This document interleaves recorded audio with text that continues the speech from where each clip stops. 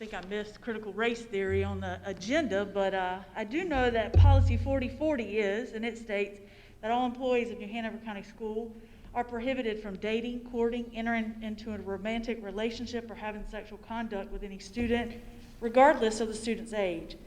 With this policy on the horizon, why then did the board chair feel it necessary at last month's meeting to offer heartfelt condolences to show support to a teacher accused of having sex with his student without mentioning the alleged victim even once? This careless speech seemed to encourage his supporters to bully and intimidate that victim with horrible name-calling and vile comments that are too vulgar for me to repeat. Then they attempted to lure her to meetings and attach photos of guns to scare her. Her safety's been compromised for simply having the courage to speak out in an effort to protect other young women from the same traumatic experience, which was her goal and a goal I wish our board shared. While the accused admitted to wrongdoing and even offered a payout for silence, he refused to resign from doing a job in close proximity to teenage girls, and sadly later made the choice to take his own life. While it's tragic for anyone to lose their life, and we certainly acknowledge the pain of his loved ones and are sympathetic to their grief, that does not give anyone permission to viciously attack the victim in this way. Your failure to reinforce that sex with a minor is wrong, as a minor cannot consent. And by neglecting to even acknowledge the victim, you send a clear message that disregards victims and only puts this woman in a dangerous situation. And you've created a safe haven for predators.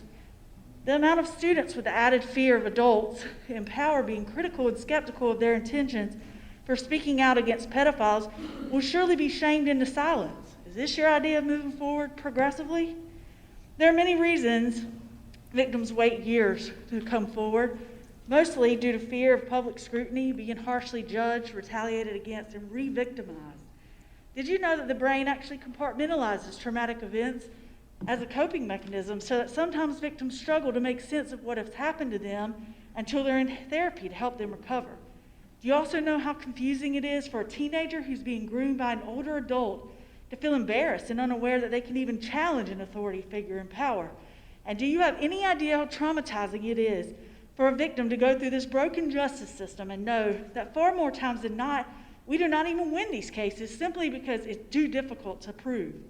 Many years of working with victims have shown that sex crimes against children people who commit these crimes don't come with a visible stamp marking them as pedophiles. They're attractive, personable, intelligent, well-spoken, and quite successful. It's quite possible for someone to be capable of taking advantage of a child and be well-loved and portrayed as a hero simultaneously. That wrongdoing still deserves accountability. I think you'd want to send a strong message against sexual misconduct and create a safe place for victims.